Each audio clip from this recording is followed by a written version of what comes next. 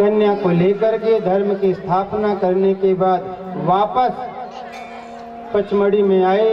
भीलट देव के साथ में इनने फिर रहना प्रारंभ किया।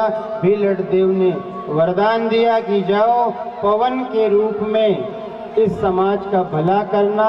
तब से लेकर आज तक जो दादाजी हमारे बीच बैठे हैं, जो बरगदा से आए हैं, एक परंपरा से कम 8 से 10 पीढ़ी का तो हमें ख्याल है, तब से वो भीलट देव की महाशक्ति का अवतरण है और जनमानस का भला हो रहा है।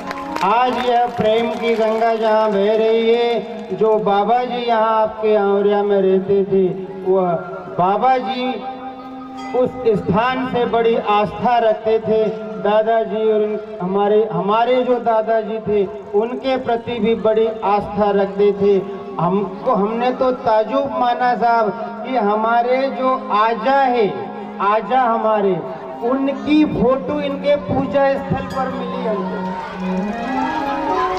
जो पूजा स्थल एक दिन बैठे थे तो वो फोटो निकाल करके उन्होंने बताई कि आपके जो दादाजी थे उनकी भी पूजा ये दादाजी किया करते थे। तो फिर उनने इन पर कृपा करी और इनको कहा कि जाओ मेरे नाम से समाज को भभूत देना।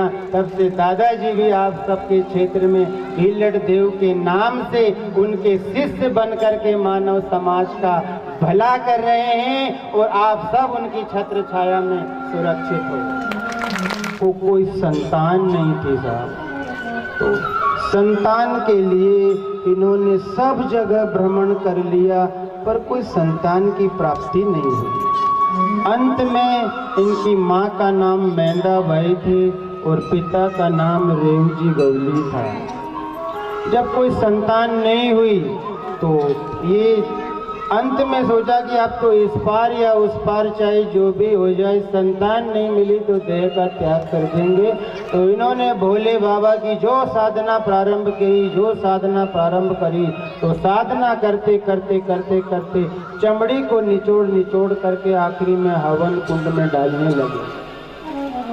भोले बाबा को ऐसा लगा कहीं ऐसा ना हो कि ये शरीर का ही त्याग कर दे। भोले बाबा प्रकट हुए, कहा है मैंदा क्या है, क्या मांगे आपकी, आप बताओ क्या चाहिए।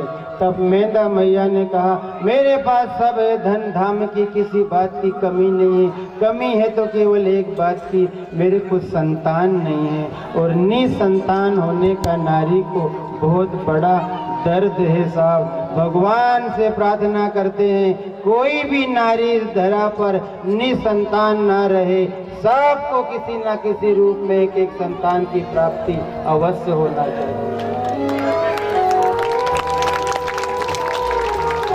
भोले बाबा ने देखा तो पाया तुम्हारे जन्म में 7 जन्मों तक कहीं कोई संतान नहीं है। जिद पड़ गई या तो संतान दो या देह का त्याग कर दूंगी। तो फिर भोले बाबा ने देखा तो पाया। तो इनको ऐसा लगा इनके पास एक बहुत बड़ी शक्ति जो वीरभद्र जो दक्ष के यज्ञ में इन्होंने अपनी जटाओं से धरती पर मार करके प्रकट करी थी, जो जिसे उन्होंने दक्ष का यज्ञ विध्वंस कराया था, वह महाशक्ति को फिर पुत्र रत्न के रूप में मैंदा मैया के गर्भ में स्थापित किया। मैं पुत्र तो दे रहा हूं पर संभाल करके रखना, थोड़ी भी गड़बड़ी हुई तो मेरी सबसे बड़ी अमानत है मेरा, इसको वापस लेकर के मैं आ जाऊंगा। जो मैं पुत्र दूंगा इसका नाम भीलट रखना। क्या नाम रखना बोलो? क्यों? क्योंकि भोले की लट से जब भोले बाबा ने अपनी लटाओं को निकाल करके धरती पर मारा था, जिसके कारण पहले इनको भोलट कहा जाता था। भोले की लट से प्रकट होने वाले को भोलट कहा गया और उसके बाद धीरे धीरे करके भीलट के नाम से जाने गए। 9 महीने के अंतराल में ये महाशक्ति का इस धरा पर अवतार हुआ। जैसे ही अवतार हुआ एक चकाचौंध हुई, सारे नगर में खलबली मच गई। मैदा के यहाँ ऐसी कौन सी दिव्य विभूति आई है जिसके कारण गांव में बड़ी उथल पुथल मचने लगी है। भीलट देव ने थोड़ा सा चमत्कार किया, फिर शांति आई, कुछ दिन बीतने के बाद फिर भोले बाबा ने सोचा जो संतान मैंने इनको दी है, चलो चल कर के उनको देख के तो आऊँ, उनका हालचाल लेकर के आऊँ। तो भोले बाबा वहाँ से चले, इनके गांव रोल गांव आए और वहाँ जाकर के मेंदा मैया के घर में आए और इनसे पूछा, साधु का भेष था, माँ भूखा हूँ भोजन दे दे। माँ बदल गई, मेरे घर रोटी नहीं है। माँ कुछ सीधा आटा दे दे, बना करके खा लूंगी। नहीं मेरे यहाँ सीधा आटा भी नहीं है। माँ जोर की भूख लगी है, दूध पिला दे। दूध भी नहीं है। माँ दही पिला दे। दही भी नहीं है। माँ छाछ मही पिला दे, वह भी नहीं है। तेरे घर कुछ भी नहीं, उनके यहाँ कुछ भी नहीं है। भोले बाबा को लगा जिनका हृदय इतना छोटा है वो इतनी बड़ी शक्ति को कैसे संभालता आएगा। मैया पानी लेने चली गई। इन्होंने वो जो बालक झूले में खेल रहा था उसको अपनी झोली में डाला और अलग निरंजन करते हुए वहां से निकल गई। मैया पानी भरने गई, वहाँ नदी में पानी भर रही थी। पानी भरते भरते भरते एक बंदरिया का बच्चा अपने पिल्ले को गोदी में लिए इस डाल से उस डाल कूद रहा था। कूदते कूदते मैया पानी भरते भरते पूछा, ए बंदरिया होश में कि नहीं है? बड़ी मुश्किल से बच्चे पैदा होते हैं। बंदी ने माथा ठोक ठोक के, बड़ा मुश्किल संतान मेरे घर में आई थी और तू ऐसे कूदा फांदी मत कर, गिर गया तो क्या बचेगा तेरे पास? वो बंदरिया ने कहा, बहन मेरा तो सीने से लगा है, तेरा देख के हालचाल क्या है भी कि नहीं है? अटपटी सी वाणी सुनी, भागते भागते घगरा गुंड वहीं फेंके, भागते भागते गई और जाकर के जो देखा तो बच्चा नहीं था। एक बात आपसे कहते, जिस दिन भोले, क्योंकि ईश्वर है साहब, भोला है, किसी का बुरा नहीं करता। उन्होंने उसी पालने में भीलट को तो गोदी में उठाया और पालने में एक नाग निकाला और उस पालने में डाल करके और नाग का भी बच्चा बना और अपने भीलट को लेकर के चल गए।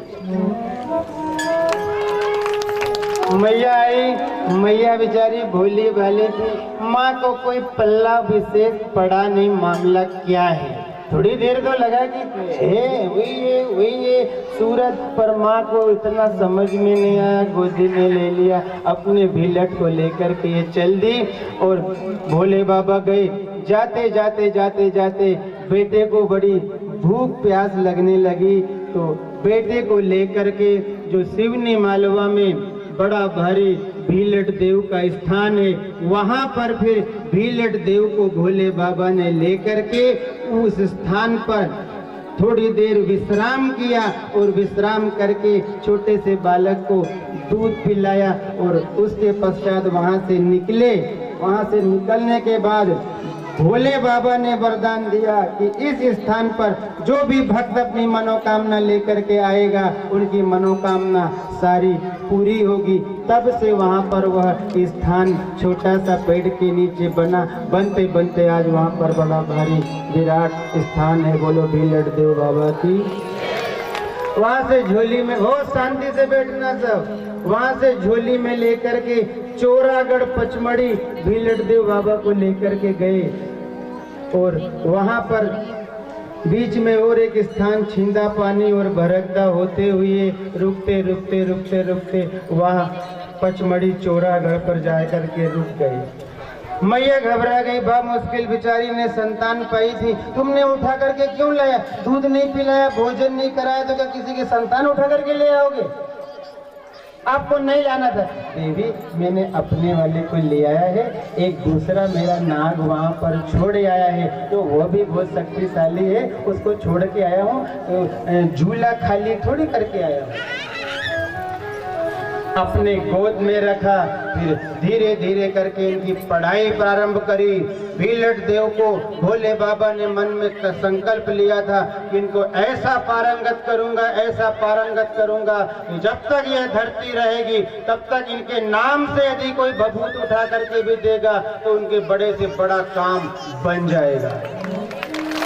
शिक्षा दी, पढ़ाया। पढ़ाते पढ़ाते रात को मैया पार्वती पढ़ाती थी, दिन को भोले बाबा पढ़ाते थे। पढ़ाई में पारंगत हो गई। एक दिन इनके दिमाग में आ रहा था, उस समय का जो समय था वो बड़ा भयावना समय था। एक काहुड़ बंगाल नाम का एक देश था। उस देश में जादू टोना बिरोटिया ये सब बड़ी भारी मात्रा में थे, जो वहां से भारत देश को बड़ा प्रताड़ित कर रहे थे। उनका बड़ा आतंक था इस देश में। तो भीलड़ देव ने संकल्प लिया कि मेरे को इतना पढ़ाया लिखाया पारंगत हूँ, मेरी इच्छा है। माँ से कहा कि मैं जाऊंगा। बेटा वो एरिया बहुत खतरनाक है, वहाँ बड़े जादू टोने बिरोटिए वाले रहते हैं। जिसको जो भी गया है वहाँ पर आज तक वापस वहाँ से लौटा ही नहीं है। बेटा तू मेरा सबसे प्यारा बेटा है, बहुत पढ़ाया लिखाया तेरे को, मैं तेरे को खोना नहीं चाहती। एक है नहीं, मैं बंगाला जाऊंगा, बंगाला तो मेरे को जाना ही है। तो मैया ने अपने पति भोले बाबा से कहा, दादा ये तेरा भीलट मान नहीं रहा है और ये बंगाला जाने की जिद पकड़ के रखा, इनको समझा दो बंगाला लेकर के। अन्ना बंगाला नहीं जाएगा। भोले बाबा ने कहा कि जाएगा, उन्हें कहा जाएगा, बहुत मुसीबत है। उन्होंने कहा जो भी हो मैं तो जाऊंगा। एक काम करो, मेरे से तेरी शक्ति, हमारी दोनों का युद्ध होगा और इस वाद विवाद में यदि तूने मेरे को हरा दिया तो मैं समझूंगा तुम योग्य हो। तो भीलड़ देव और भोले बाबा के बीच में, दोनों के बीच में युद्ध हुआ और उस युद्ध में थोड़ी क्षण के लिए भीलड़ देव ने भोले बाबा को हरा करके परास्त कर दिया। बाबा ने कहा भीलड़ पारंगत है, पार्वती जाने दो, ये जैसा जाएगा सुरक्षित आ जाएगा, जाने दो। पर फिर भी माँ की आत्मा नहीं मानी। इन्होंने एक काल भैरव नाम का बड़ा भारी इनका गण था, उनको बुलाया और बुला करके कहा एक काम करो, भीलड़ जैसा भेष बनाओ।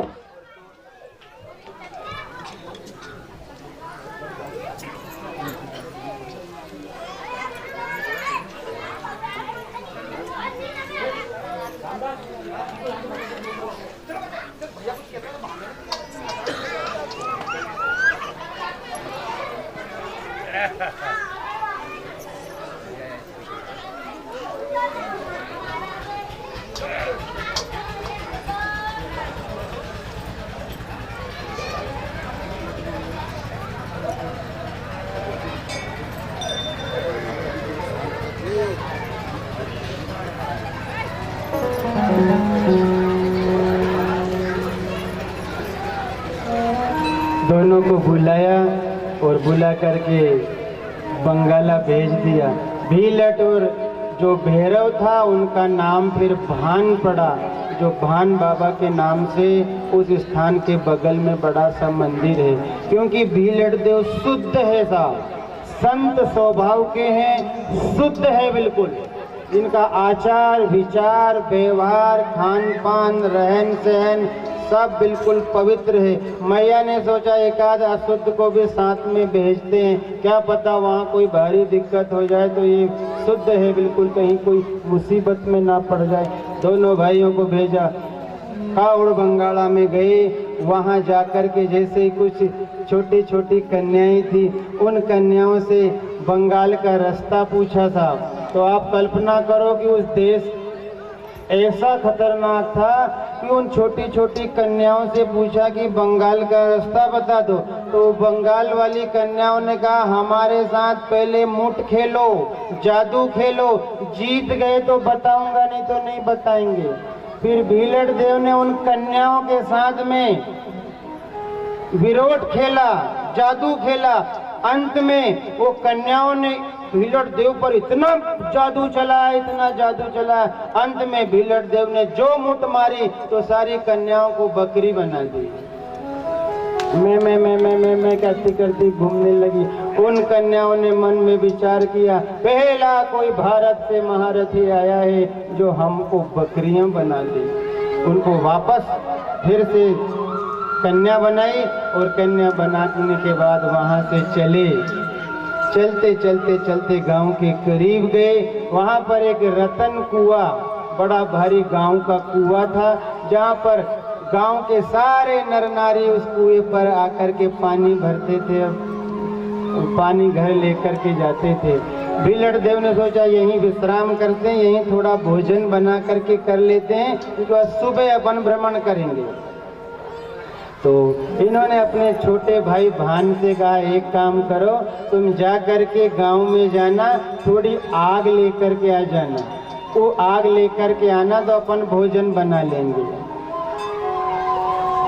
तो ये गया और इनको बताया, सुन आग लेने तो जा रहा है, पर वहाँ एक गंगा तेलन, कपूरी धोबन और एक नोनिया, 3 महिलाएं हैं जो बड़ी खतरनाक है और इसी गांव में रहती है, उनके घर मत जाना, चौथा किसी के घर भी चले जाना।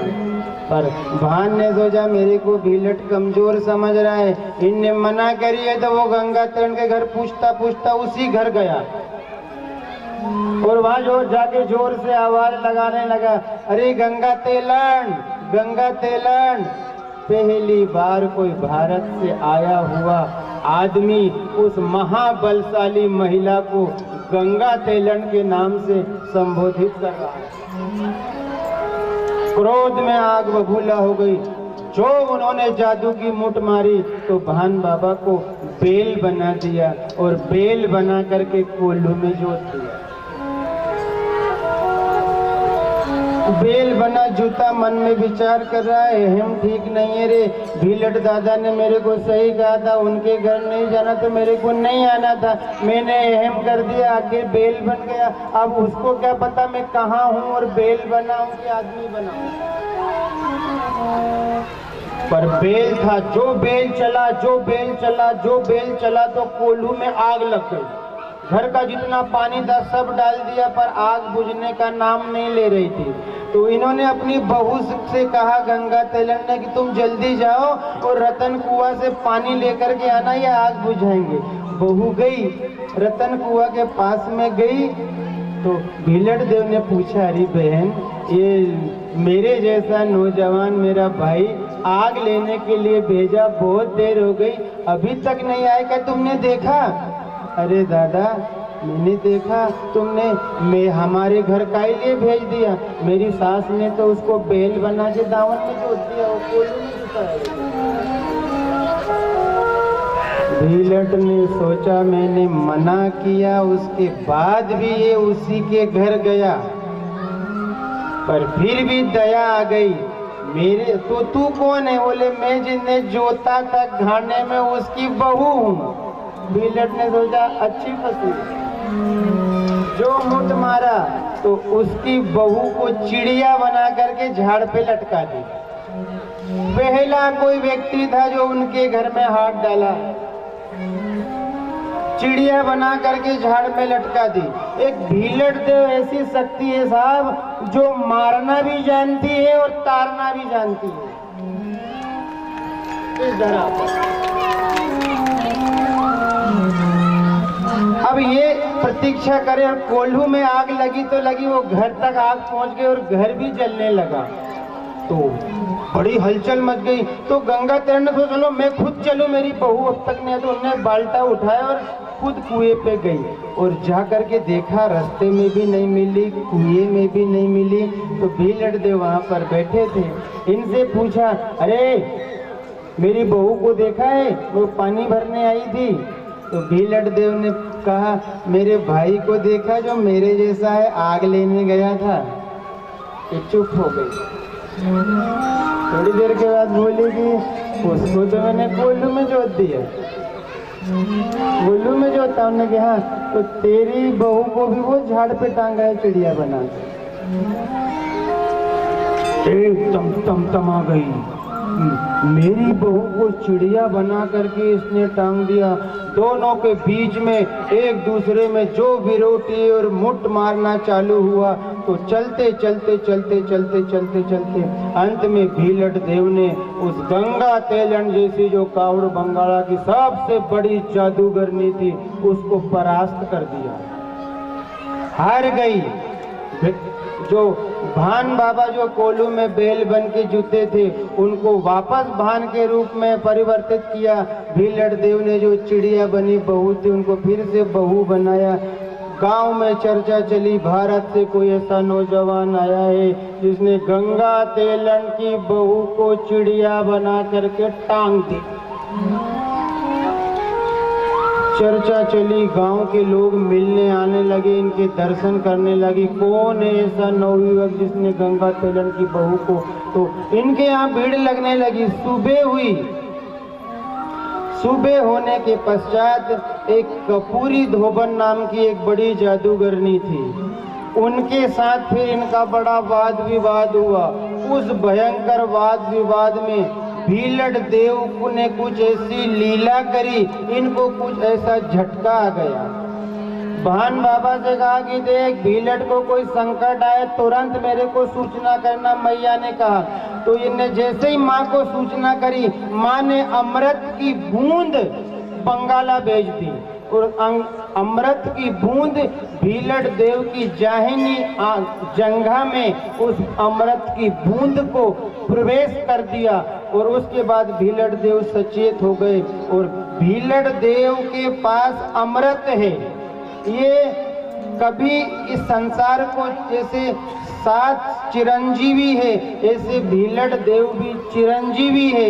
इनकी कहीं कोई समाधि नहीं बनती है, इनका या तो मठ बने या मंदिर बनता है। क्यों? ये जब तक धरती रहेगी तब तक भीलड़ देव सजीव रूप में इस धरा पर वास करते रहेंगे। और जब तक भीलड़ देव रहेंगे तब तक किसी भी तरह का संकट इस दुनिया में नहीं आएगा। अमृत मिला, चर्चाएं चली और उसके पश्चात अंत में उनको प्रतीक्षा थी, यहाँ जो राजा है उस राजा से जाकर के मैं मिलूंगा। तो ये गए और वहाँ एक इनकी राजा की जो कन्या थी, वो कन्या इनको बगीचे में मिली, दोनों की वार्तालाप हुई। थोड़ी देर के बाद उस राजलमती कन्या को सर्प ने डस लिया। मूर्छित अवस्था में मृत्यु की अंतिम शैया में पड़ी थी। राजा बड़ा बिलख रहा था, सारे झाड़ैया फुकैया को बुला लिया पर कोई भी अपनी बेटी को ठीक नहीं कर पाया। उस सभा में एक वृद्ध महिला बोल पड़ी, अरे राजन, एक भीलट नाम का नौजवान हमारे काहुड़ बंगाला में आया है जो बड़ा जादूगर है, बड़ी बड़ी समस्याओं का हरण कर रहा है, एक बार बुला लो, बुला के देख लेते हैं। तब जाकर के राजा ने भीलट देव को बुलाया, अपने मंत्रों से कन्या को फिर से जीवित अवस्था में की। राजा बड़े प्रसन्न हुए। राजा ने मन में सोचा, इनसे अच्छा सुंदर नवयुवक कहीं मिलने वाला नहीं है। अपनी बेटी का विवाह उसी भीलड़ देव वर के साथ में कर दिया और अंत में भीलड़ देव ने उस सारे क्षेत्र को जादू टोने से मुक्त किया और वहां पर धर्म की स्थापना करी। तब से भीलड़ देव को यह दुनिया धरती का खंभ के नाम से जानी जाती थी। एक धरती का खंभ जो डह रहा था, वहां पर जाकर के उन्होंने धर्म की स्थापना करी और उसको सुरक्षित कर किया। तब से भीलड़ देव को धरती के खंभ के नाम से जाना जाता है। बोलो भीलड़ देव महाराज की। कन्या को लेकर के धर्म की स्थापना करने के बाद वापस पचमढ़ी में आए। भीलड़ देव के साथ में इनने फिर रहना प्रारंभ किया। भीलड़ देव ने वरदान दिया कि जाओ पवन के रूप में इस समाज का भला करना। तब से लेकर आज तक जो दादाजी हमारे बीच बैठे हैं, जो बरगदा से आए हैं, एक परंपरा से कम 8 से 10 पीढ़ी का तो हमें ख्याल है, तब से वो भीलड़ देव की महाशक्ति का अवतरण है और जनमानस का भला हो रहा है। आज यह प्रेम की गंगा जहाँ बह रही है, जो बाबा जी यहाँ आपके आंवरिया में रहते थे, वह बाबा जी उस स्थान से बड़ी आस्था रखते थे। दादाजी और हमारे जो दादाजी थे उनके प्रति भी बड़ी आस्था रखते थे। हमने तो ताजुब माना साहब कि हमारे जो आजा है, आजा हमारे, उनकी फोटो इनके पूजा स्थल पर मिली हमको। जो पूजा स्थल एक दिन बैठे थे तो वो फोटो निकाल करके उन्होंने बताई कि आपके जो दादाजी थे उनकी भी पूजा ये दादाजी किया करते थे। तो फिर उनने इन पर कृपा करी और इनको कहा कि जाओ मेरे नाम से समाज को भभूत देना। तब से दादाजी भी आप सबके क्षेत्र में भीलड़ देव के नाम से उनके शिष्य बन करके मानव समाज का भला कर रहे हैं और आप सब उनकी छत्र छाया में सुरक्षित हो। वही रिश्ता और वही प्रेम, उसी प्रीत की रीत को निभाने के लिए आप सब के प्रेम और स्नेह को देखते हुए दादाजी वहाँ से चल कर के हमारे बीच इस कथा में आए, जिससे इस पंडाल की भी और हमारे क्षेत्र की भी रौनक बन गई। बोलो भीलड़ देव भगवान की। एक करुणामय है। जो भी साधक इनके नाम का कहीं मंदिर बनाया होगा तो वह सब ध्यान देना, भीलड़ देव का कहीं मंदिर कहीं बनाओ, पूर्व दिशा उनकी होना चाहिए। भीलड़ देव की दिशा सदैव पूर्व दिशा रहती है। जो भी भीलड़ देव के शिष्य बनकर इस क्षेत्र में समाज का भला कर रहे हैं उन सब को भी हृदय से साधुवाद है। पर भीलड़ देव के नाम से कहीं किसी को ठगा नहीं जाए। भीलड़ देव का मंदिर जहाँ है वहाँ किसी से दान दक्षिणा ना मांगी जाए। भीलड़ देव का स्थान आज जहाँ मेला बड़ा भारी भरता है वह ऐसा शुद्ध और पवित्र स्थल है जहाँ आज तक उस स्थान पर ना किसी से 1 रुपया चढ़ाने का कहा है, ना किसी से दान दक्षिणा मांगी है। इसी के कारण वह शुद्ध और पवित्र स्थल बना करके रखा है। जितना स्थान को हम शुद्ध और पवित्र बना करके रखेंगे उतना वह स्थान सजीव और जागृत होगा और जनमानस का भला करता रहेगा। इसलिए आप सब ने आज तो बहुत ही त्रिवेणी जैसा है, दादाजी है और भी बाबा लोग आज पास से आए हैं और हमारे गुरु साहब बाबा जो हमारे क्षेत्र की सबसे बड़ी अमानत और धरोहर है, उनके ही लाडले सुपुत्र का हमारे बीच आगमन हुआ है। आपको भी हृदय से प्रणाम। आपकी गरिमामय उपस्थिति में ऐसा लग रहा है जैसे तारा गणों के बीच में सूर्य का उदय हो। वो भी बहुत बहुत प्रणाम है। आप सबको हृदय से धन्यवाद है। और हरि नाम जपना, जपते रहना, ऐसी आप सबसे कामना है। हरि नाम जपोगे तो धीरे धीरे ईश्वर के करीब होगा। जीवन का भरोसा नहीं है। आने का तो पक्का था पर जाने का कोई पक्का नहीं है। आने की टिकट कंफर्म है, 9 महीने के बाद आएगा। जाती घड़ी की टिकट कंफर्म नहीं है। लटकते जाओगे कि टंगे जाओगे, कि एक पैर पे जाओगे कि 2 पैर पे जाओगे, कि बैठ के जाओगे कि सो के जाओगे, कि तड़पते जाओगे, किस हाल में जाओगे इसका पक्का नहीं है। हरि नाम जपो भाई दोनों, हरि नाम जपो। तेरो अगलो जन्म सुधर तो, जो राम नाम चित धर तो। तेरो अगलो जन्म सुधर तो, जो राम नाम रति तो। अगलो जन्म सुधर तो, जो राम नाम रति तो। बोलो भीलड़ देव महाराज की, बोलो गुरु साहेब महाराज की। तो नाम सुधर तो, जो राम नाम रति तो। कर नित संगत संतन की, भगत नाम धारो पढ़ दो।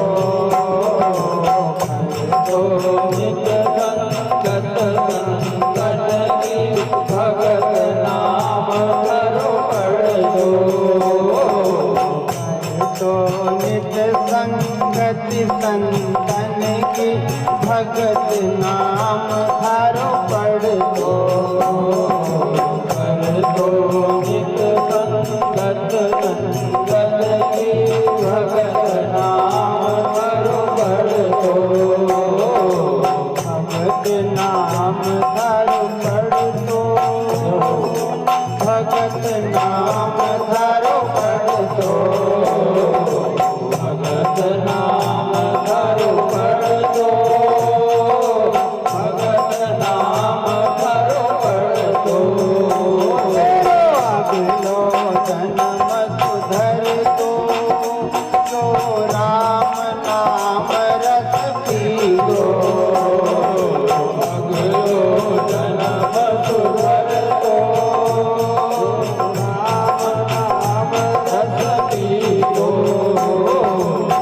मोती मोती शुभ तुर मनवा, हंस नाम थारो पढ़ दो। मोती मोती शुभ तुर मनवा, हंस नाम थारो पढ़ दो। मोती मोती शुभ तुर मनवा, हंस नाम थारो पढ़ दो।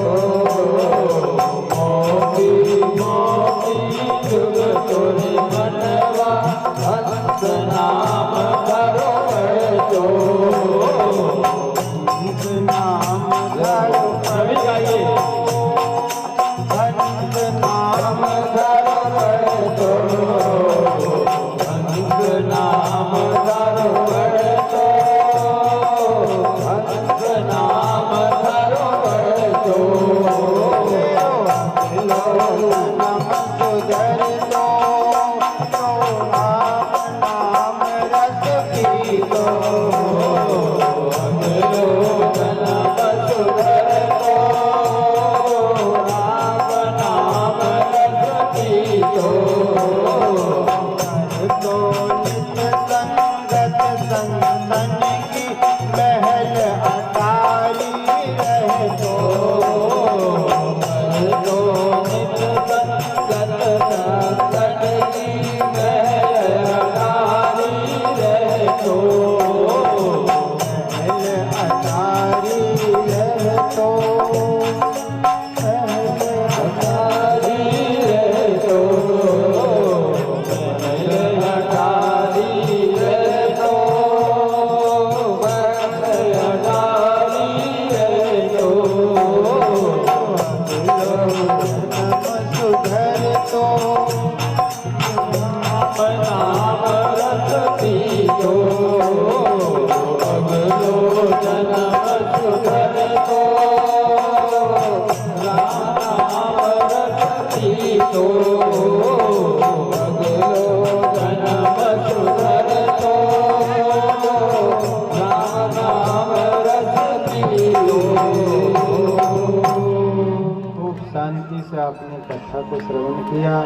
कथा मंगलमय की ओर जा रही है। आप सबको हृदय से धन्यवाद है। भीलड़ देव की छत्र छाया में कथा संपन्न हुई। आप सब से आग्रह है, जिस व्यक्ति को जंगल पहाड़ में रहते हैं, जिस व्यक्ति को यदि कहीं कोई सर्प डस ले, आपको एक भरोसा दिला रहे हैं, चिंता मत करना। भीलड़ देव जैसी महाशक्ति आज भी धरा पर मौजूद है। एक चाहे आपको जो भी मिले, एक धागे की 5 गठान बांधना और 5 गठान बांध करके उसके गले में बांध देना। कितना बड़ा भी काला नाग क्यों ना हो, भीलड़ देव की कृपा से आज भी उसका जहर नहीं चढ़ता है। और इसका प्रमाण है, हमने कई लोगों के ऐसे धागे छोड़े जिनको सर्प ने डसा था, और धागे छोड़े, जैसे ही धागा छूटा तुरंत उनको एकदम से उसका असर पड़ता है। धागा ने ही उस जहर को बांध करके रखा है। इसलिए कहीं भी कोई ऐसी घटना हो तो जय भीलड़ देव करके उसको गठान बांध देना, आपको जहर नहीं चढ़ेगा। जो नारी की संतान नहीं होती हो, वो परेशान हो गई हो, करुण भरी पुकार से भीलड़ देव के दरबार में प्रार्थना करना और भीलड़ देव के दरबार में प्रार्थना करके मंदिर के पीछे उल्टे हाथे 5 लगाना, उल्टी 5 परिक्रमा देना और भीलड़ देव के सामने प्रार्थना करना, भरी गोदी से आऊंगी तो यही जमाल और तुलादान कराऊंगी। आपको भरोसा दिला रहे हैं, भीलड़ देव की महाकृपा से हर गोदी जो सूखी है वो हरी हो जाएगी। साक्षात कलयुग का देव है। जो भी धंधे व्यापार समस्या आती हो, काम धंधे नौकरी में, खेत बाड़ी में, किसी भी तरह की साहब, आज भी भीलड़ देव में इतनी पावर है कि जब तक भीलड़ देव इस धरा पर रहेगा तब तक पानी का अकाल नहीं पड़ेगा। भीलड़ देव पानी रोक भी सकता है और भीलड़ देव आज भी बरसात करा भी सकता है। ऐसी महाशक्ति को प्रणाम करके, गुरु साहब बाबा के चरणों में प्रणाम करके, आप सब विद्युत जनों के चरणों में प्रणाम करके, आप सब भगवत भक्तों को बहुत बहुत नमन करके इस 7 दिवसीय ज्ञान यज्ञ में आप सब नित्य पधारे। इस महाप्रसादी भीलड़ देव की को ग्रहण किया, साथ में रखना जीवन में काम आएगी। आयोजक गणों को, जिन्होंने इस आयोजन को संपन्न कराने में दिन रात एक किया और आप सबको ये मंडप सजा करके इस ज्ञान यज्ञ को संपन्न कराया, ऐसे सभी आयोजकों को हृदय से धन्यवाद और साधुवाद है, जिन्होंने इस आयोजन में तन से, मन से और धन से, जिन्होंने तन से सहयोग किया। भीलड़ देव बाबा से प्रार्थना है उनका तन सदैव, कभी उनको कोई रोग न सताए, तन से सदैव सुखी रहे। जिनने मन से सहयोग किया, भीलड़ देव से प्रार्थना है उनका मन सदैव भगवान के चरणों में लगा रहे। जिनका धन इस आयोजन में संपन्न कराने में लगा, भगवान भीलड़ देव से प्रार्थना है उनका धन, उनका भंडार सदैव भर करके रखना। आप सबको बहुत बहुत प्रणाम, आप सब विद्युत जनों को नमन, गुरु साहब बाबा के महंत जी को प्रणाम करके आज की इस मंगलमय वाणी को यहीं विराम दे रहे हैं।